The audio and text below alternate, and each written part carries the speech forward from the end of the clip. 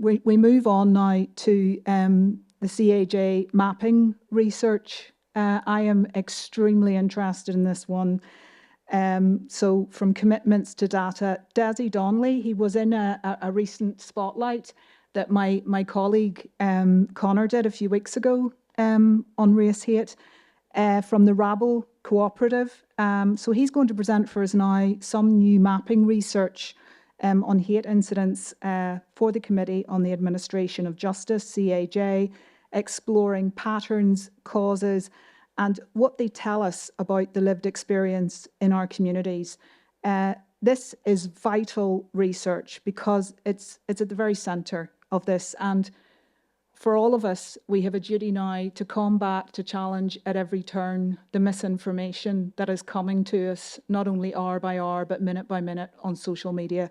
So it gives me great pleasure to welcome up Dessie. Thank you.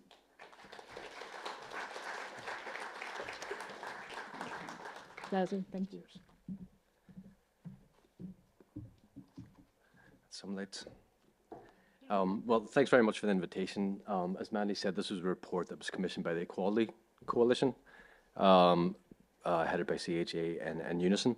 This latest report focuses on social media in regards to the events that started around Ballymena the 9th of June and spread across our towns and cities with racist protests and racist violence. It's actually the third phase of the project. The first were between August 2024 and March 2025.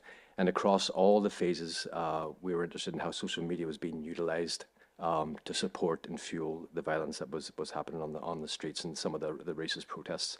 So before launching this report, I'd like to just briefly kind of recap on the first two phases, because we saw a definite evolution in how social media was being deployed in support of the protests.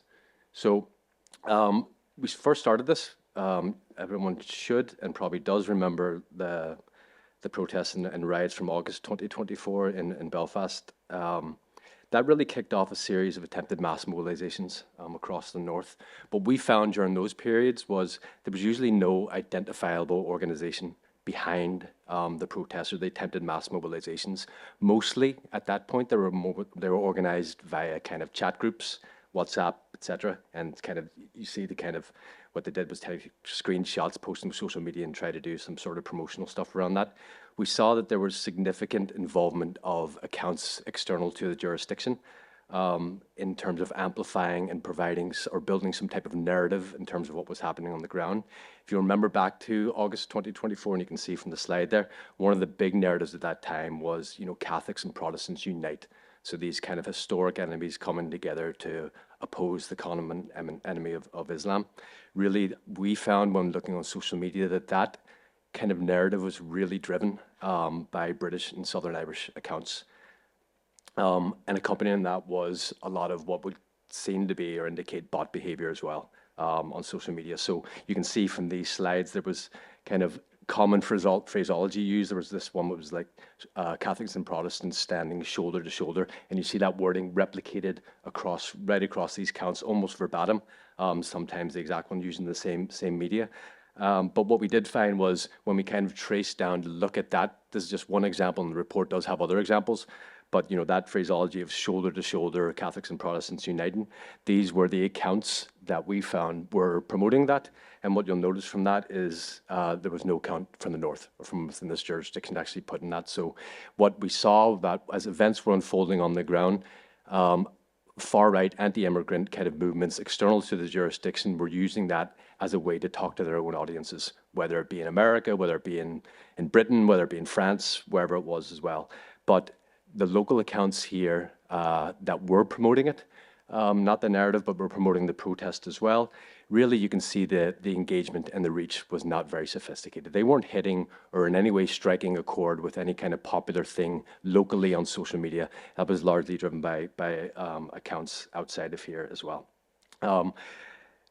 So if that wasn't what social media was being done here, what we found usually, and this is largely across Facebook groups we saw, was that there was this deliberate and intentional kind of constant stream of posts that were building an anti-immigrant narrative that usually conflated immigration with sexual violence, immigration with crime, all of this kind of sort of mixing it together, and you got this kind of steady flow of disinformation coming from communities as well.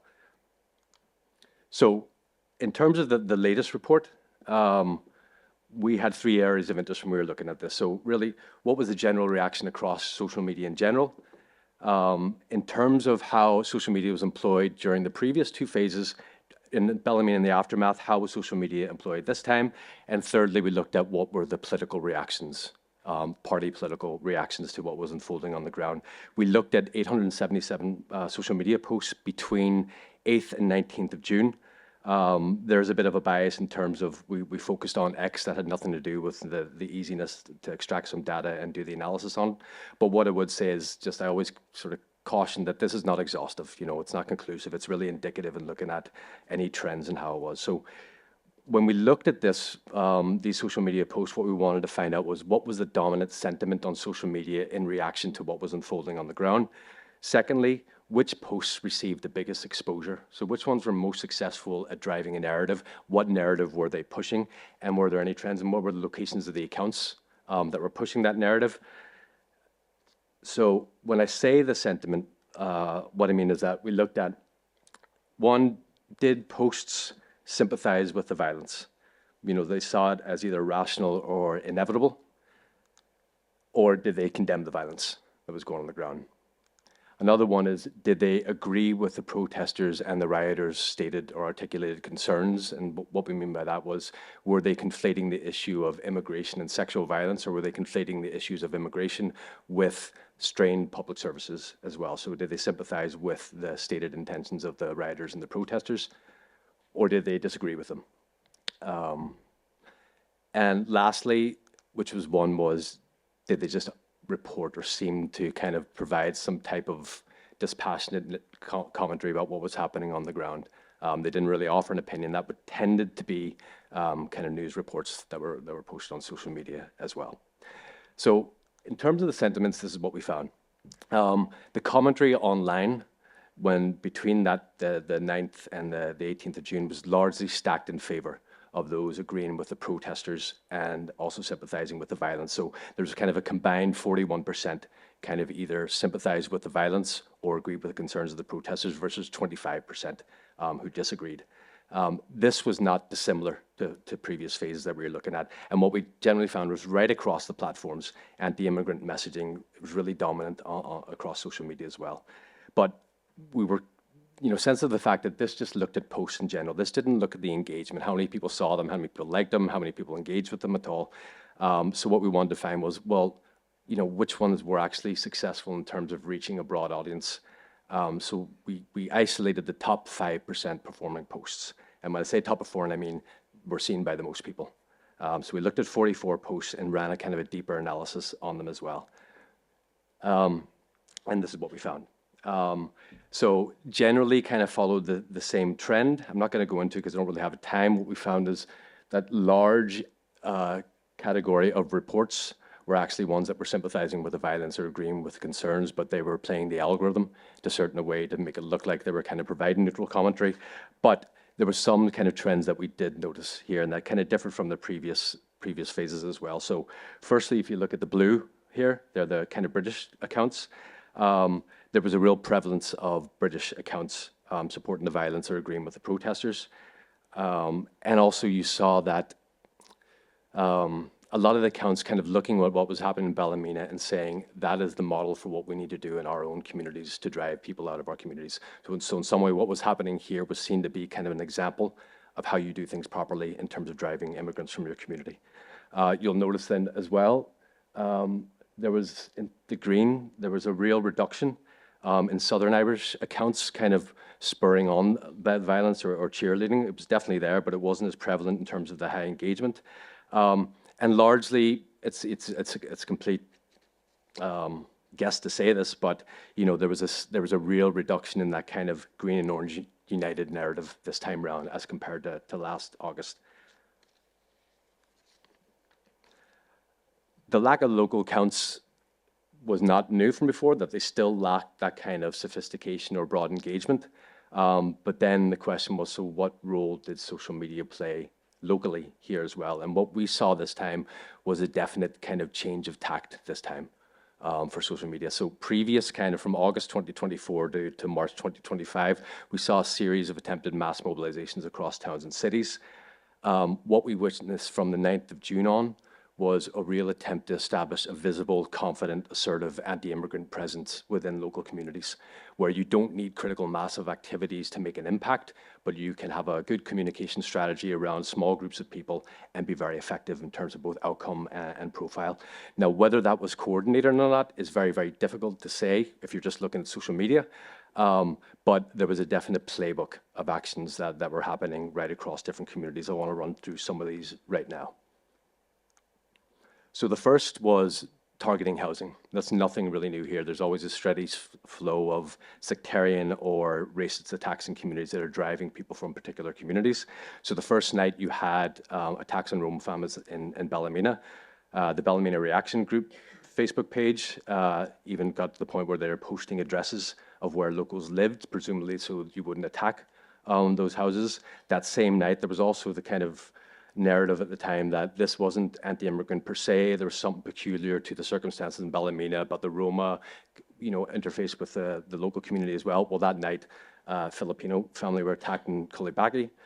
All of these attacks on families and on homes isn't new as such, but what was new was it was accompanied by flagrant open organizing. And oftentimes it was live streamed on TikTok, on other platforms, and shared across platforms as well.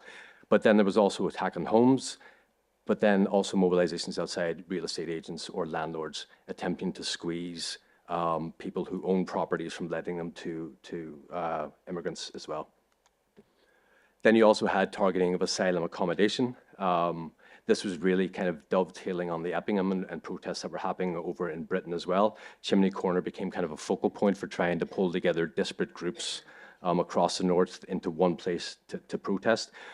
But this kind of organizing them was accompanied by, a growing kind of targeting of Mears Housing, who are the UK Home Office contractor for providing housing for asylum seekers. And there's also, I think it's on Facebook page called No NIHMO, thing that regularly posts all HMO accommodation across the north as well. We had targeting of businesses. This started with a kind of a boycott Deliveroo, Just Eats, kind of buy local. This actually started both within the South and over in Britain. But it kind of spiraled to targeting business that kind of distribute food to these drivers as well, and then targeting staff who work at those. And that kind of escalated into the events that you saw at Conswater, where security staff were harassed. There were attempts to stop cars and pull people from cars as well. In Ballymena, this was about a month after the initial riots, when there was a car wash that opened up in Ballymena, and people went and blocked the entrance to it, and the cars couldn't get in or not, so they were just blocking people coming in and out of the business as well. So you have targeting housing, targeting silent accommodation, targeting businesses. You also have targeting places of worship. This was a Coptic church on the Shankill. You can't see the graffiti, but it says Allah out, pedos out behind them. Then you have the Belfast Islamic Centre. There was a device thrown in there while people were praying in June. And then graffiti at the Shankill Fellowship, which said asylum seekers will be shot, Combat 18, and UDA Shankill C Company as well. So real escalation of the threat. Another one is targeting of schools. The previous phase that we looked at saw really two incidents, case studies. We looked at Mournview School, but also the Girls' Model School and what happened there. And you can see how they were just fueled by these anxiety kind of, or attempts to really drive anxiety into the school community. So this one was actually a bit of disinformation that came from Britain that said that ISIS were being trained to go and behead children in schools. This came out in August. And it was a deliberate attempt to kind of still instill fear in the lead up to the new school year. That found local kind of amplification here. We were saying we need to pull our kids out of school now. And this was then also tied into, I'm sure you remember the schools of sanctuary notion, where they also put out these things that primary school teachers were getting children to write love letters to male asylum seekers in asylum accommodation provision as well. Escalated into, and I know that these are actually happening in some communities where they said, you know, our children are no longer safe walking to and from school, so we need to accompany them. So you actually do have in some areas now people with high-vis jackets who are walking kids to and from school as well. The most kind of high profile was it wasn't so much the citizen journalists, but the vigilantes that started to form. We first found that kind of floated just on the 10th of June in Ainsworth in the Woodvale area. And it's, you know, the target of these vigilante groups, it's not even an attempt to try to be hide what they're at. So, you know, anybody who notices strange and suspicious behavior in Glengormley, in houses that could be used as a front for something else, businesses like kebab shops, barber shops, nail bars, migrants who are clearly out of place, like in parks. And that got to the point where, you know, on the left here, a homeless man was beaten. It was live streamed on TikTok. You had the vigilante groups out in East Belfast, but then this phenomenon of just taking out your phone and photographing non-white people in parks saying, what are they doing here? They have no right to be here. And this is all over social media. This is happening all the time. Now, with those, it's assessing the level of support just looking on social media is hard to say. But you can definitely say that the level of support is questionable.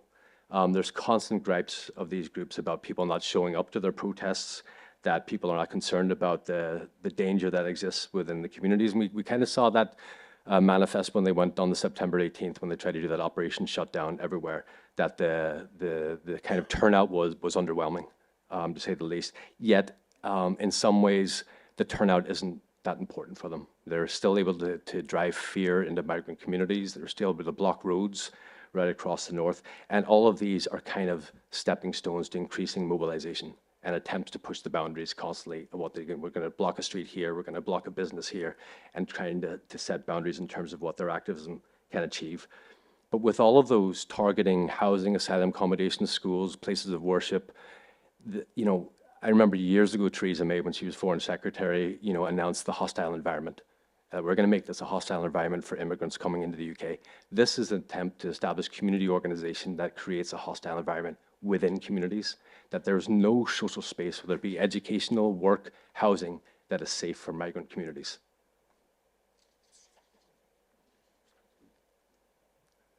I'm going to touch on this really, really quickly.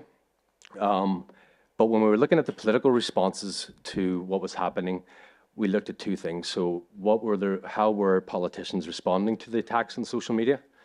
And then if and how were anti-immigrant narratives being mainstreamed into our political discourse?